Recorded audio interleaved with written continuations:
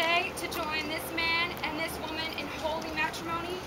If anyone believes these two should not be wed, speak now or forever hold your peace. Hold up. When did we decide that a romantic relationship between consensual adults was defined by gender?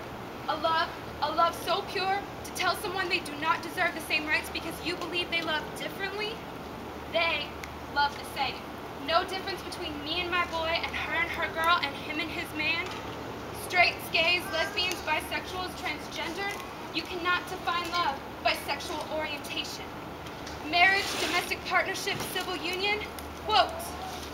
Sorry, I'm really nervous right now. Marriage is a religious term and homosexuals undermine the sanctity of marriage. Hold up. Call marriage whatever you like. Change the term. Marriage has over 1,000 federal rights and benefits recognized in all states. If the word marriage is to remain the legal term to afford certain rights and responsibilities, then marriage is what we will fight for.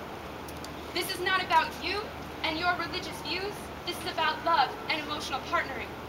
Preach to your children about equal rights, yet you'd be so quick to write your own child out of your life for being gay? Hold up, your own flesh and blood? For mere opinion? It's the end of humanity and the family unit. Homosexual marriage would subject children to unstable environments because homosexuals have transient relationships? Hold up.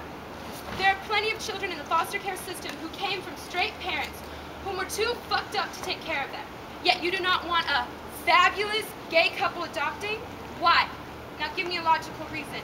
Gay is not contagious. It is not the end of humanity. You state children should not be placed in homes with revolving doors, and I, as a single mommy of two, agree. But you claim it because gays commit serial promiscuity. Hold up.